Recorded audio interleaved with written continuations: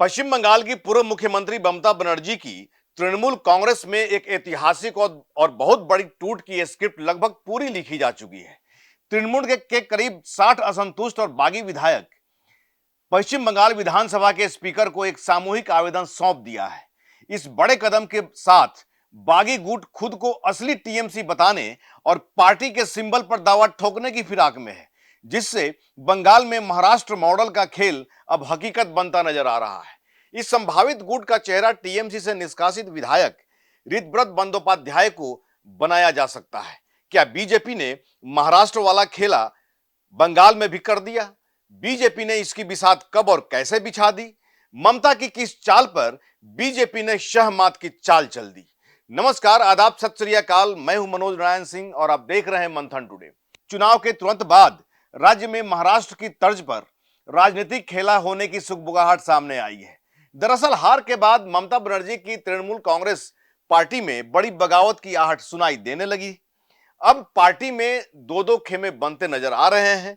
पहला खेमा तृणमूल से निष्कासित एवं उलुबेरिया सीट से विधायक ऋतव्रत बनर्जी के नेतृत्व वाला है, तो दूसरा खेमा ममता के साथ है।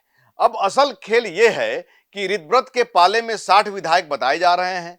पार्टी से निलंबित रिजू दत्ता ने दावा किया कि 60 नवनिर्वाचित विधायक ममता के नेतृत्व से अलग होकर असली तृणमूल कांग्रेस पार्टी और उसके प्रतिष्ठित चुनाव चिन्ह जोड़ा फूल पर दावा ठोकने की तैयारी में है।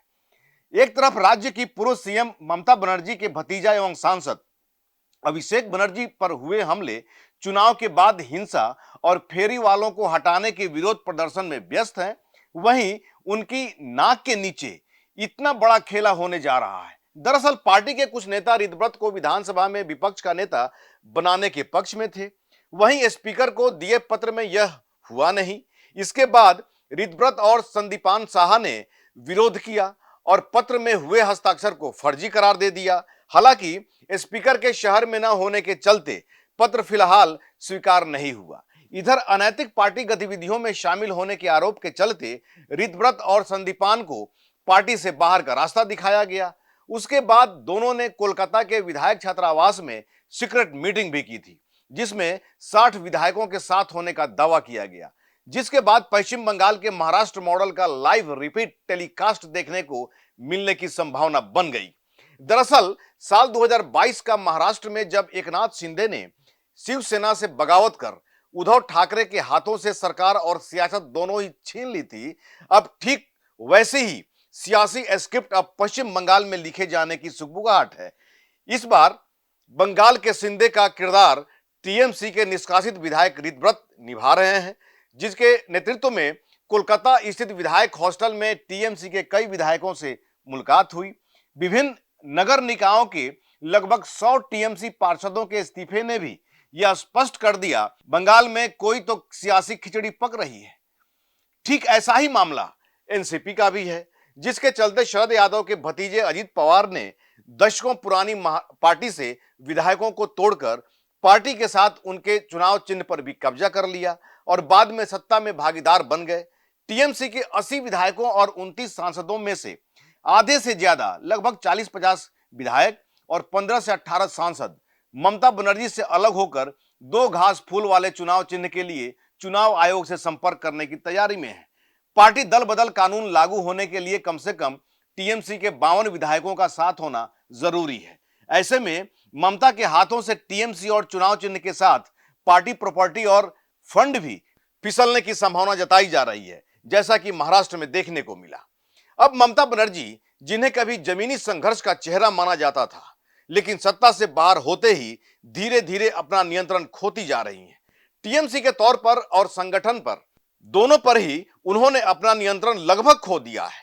ऐसे में पार्टी के भीतर की उथल पुथल से ममता बनर्जी के लिए सियासी टेंशन खड़ी कर दी है। पार्टी में जिस तरह से विरोध के सुर उठ रहे हैं, उसे साफ जाहिर है कि महाराष्ट्र की तरह सियासी खेला होने जा रहा है। अब देखना यह होगा कि ऋतव्रत किस तरह से पश्चिम बंगाल की राजनीति के शिंदे बनकर ममता बनर्जी को अर्श से फर्श का रास्ता तय कराते हैं।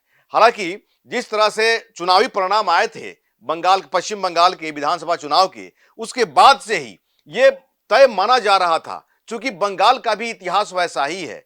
जो सत्ता में जो भी पार्टी आती है, पूर्ववर्ती जो पार्टी होती है उसको लगभग नेस्तनाबूद ही कर देती है। ऐसा इतिहास रहा है और पश्चिम बंगाल में इतिहास दोहरा रहा है। और बीजेपी ने जो बीजेपी के बारे में जो कहा जाता है अपना साम्राज्य बढ़ाने का, महाराष्ट्र के बाद में पश्चिम बंगाल में जो है ये देखने को मिल रहा है। और टीएमसी का लगभग जो है सफाया, बीजेपी की निगाह है टीएमसी के सांसदों पर, सांसद और एमएलए पर। सांसद को पर इसलिए चूंकि नरेंद्र मोदी की जो है पावर बढ़ जाएगी और जिस तरह से चंद्रबाबू नायडू और नीतीश के हाथ का खिलौना बने हुए हैं, ये जो है खिलौना बनना नहीं चाह रहे हैं। वो चाह रहे हैं कि मेरी ताकत, अपनी ताकत, बीजेपी की ताकत बढ़ जाए। तो वैसी स्थिति में सांसद पर और यहां पर विधानसभा सदस्य पर, दोनों पर बीजेपी ने खेला खेल दिया है और ऐसा खेला बीजेपी के लिए मशहूर माना जाता है। अब आने वाले समय का इंतजार करिए कि बीजेपी अपना जो साम्राज्य बढ़ाने के रास्ते में टीएमसी को किस हद तक तोड़ देती है। और जब पार्टी में कोई गद्दार होता है तो जाहिर सी बात है कि आगे का जो है रास्ता खुल ही जाता है, सामने वाले को मौका मिल ही जाता है। और पार्टी में जो टूट हुई है, जाहिर सी बात है कि सत्ता का लाभ कौन लेना नहीं चाहता है। तो सत्ता का लाभ, सत्ता के लालच में ममता बनर्जी ने जो मेहनत करके जो साम्राज्य कायम किया था उसका नेस्तनाबूद वो करने जा रहा है। अब आने वाले समय का इंतजार करिए कि बंगाल में और क्या क्या होता है। ऐसा ही खबर देखने के लिए देखते रहिए मंथन टुडे। हमारे चैनल को लाइक करिए, सब्सक्राइब करिए और अधिक से अधिक लोगों तक शेयर करिए। बहुत बहुत शुक्रिया।